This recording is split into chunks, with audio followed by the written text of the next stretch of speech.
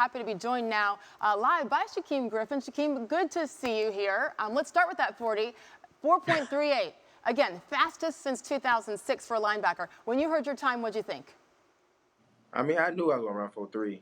I just didn't want to tell nobody. What? That's why I was happy to get invited to the combine, because when I made that message about I got something to show you, I was serious about what I was saying. And it's funny because when my brother was asking me what I was gonna run, I said I'm coming for you. And I told him that, and he was like, "No, you weigh too much. I don't think you better do it." But I think I did the job and went to grab him. Where does that confidence come from?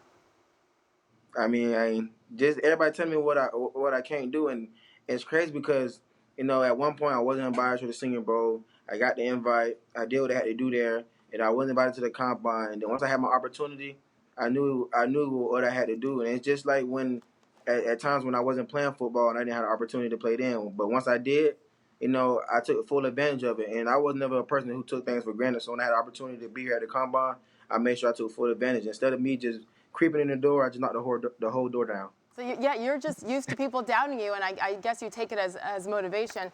The 40, though, wasn't the only place that you impressed, because we're all talking about the 20 reps of 225 pounds in the bench press. That is crazy difficult. And again, most people know your story. You're doing it with a prosthetic left hand. Can you tell me, physically, how you're able to do that specifically, 20 reps at I that mean, weight?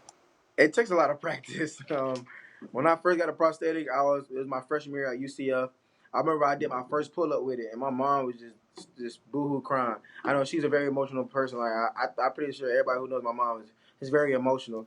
And I remember that was my first time ever doing a pull up, but I started trying to do the bench, and I remember I only can bench just the bar. And when I first started, I was having trouble with that. I used to lift the bar up and be shaking all over the place, but I knew it was going to take a lot of hard work, and I had to stay determined to make sure I can get stronger and make sure I can be able to compete with everyone.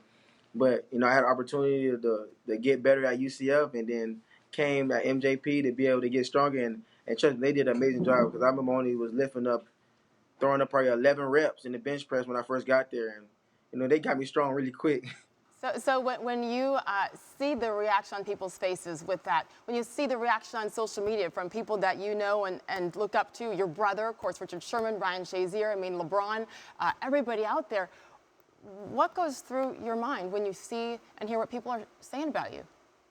I mean, it's amazing, and it's crazy because I was talking to my brother last night, and he was like, "Why you don't seem so excited about everything?" And it's just because I know this is only the beginning of what I really want to do, and be able to have so many people just react to what I've been doing. I mean, it's such an amazing thing, and I'm so grateful. I'm so happy that what I'm doing is the right thing, and I know it's only the beginning, because it's so much more I want to do and want to accomplish. Because I want to be able to change the way people think. Because every time somebody sees somebody who look different, they think that they can't do something, or they want to set limitations on them. I mean, everybody entitled to their own opinion. But at the end of the day, if you have one hand or 30 hands, you can do anything you set your mind to. Only thing you gotta do is keep pushing and stay away from negativity. Because if you let negativity bring you down, that means you're not being the person that you really want to be. And all I know is when I wake up in the morning and I see myself in the mirror, that's the only person that can stop me from doing anything that I want to do. And I tell people all the time, there's nobody else that's gonna be in the mirror with you at that point of time. So only person that can stop you is yourself. So I go out there and do it every time. I don't never set limitations on myself. Shaquem, you were 4 years old when your left hand was amputated. Do you think back to when you were a little boy and just how far you've come? Oh, trust me, I thought about it before the 40. I mean, that's the reason why I sat back for so long, because everything was running through my mind. Obviously, it's a big time. It was a big moment for me. And, I never shy away from big moments. But it was so much going through my mind. I mean, for how far I came, to when I wasn't invited, to how much pain I used to go through when I was 4 years old, and I couldn't play football at first, and I had the surgery, and my mom told me, make sure you don't go outside and play with your brothers and don't get the bandage dirty because you need to heal. And the next day after surgery, I'm outside playing football, but I'm just so happy that I wasn't in pain no more, that I didn't care about the surgery. I didn't care about being bandaged, and me not being able to play, the first few years at UCF, and Coach Frost coming in and giving me an opportunity to play. I mean, all that ran through my mind. Like, people doubted me for so long, and people always said what I couldn't do, and never gave me the chance to show them what I really could. And those who did, I'm thankful that they gave me opportunity to show what I can do, and I was able to shock the world by it. Okay, you predicted you were going to run a 4.3 in the 40. You did it. Why don't you predict now where you're going to be drafted? Huh?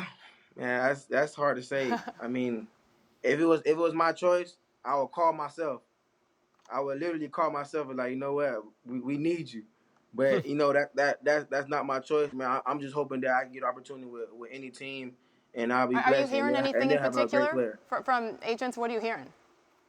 I mean, it's crazy because I don't ask for where I would be, and I know I should, or I should want to know if my draft stock went up, but I'm a person who literally, I always tell my brother, I mean, I just want to be the person who just get it from the mud, because for instance, I remember where I was sent home because coaches wanted to see if my brother can do well without me. And I remember I had to go home and I had to work 2 jobs. I worked with my dad and I worked with my older brother. And I worked Monday through Saturday. And I remember one instance where I had to pick up a car. It was raining. One of the wheels fell off. I had to get under the car, hook the car up. My face was literally in the mud. So ever since then, I was telling my brother, I'm really getting from the mud. So I don't want to know anything. I don't want to know nothing. I don't know where I'm going. I just want to know I'm gonna keep working my butt off and then to see how the cards play out. Wow.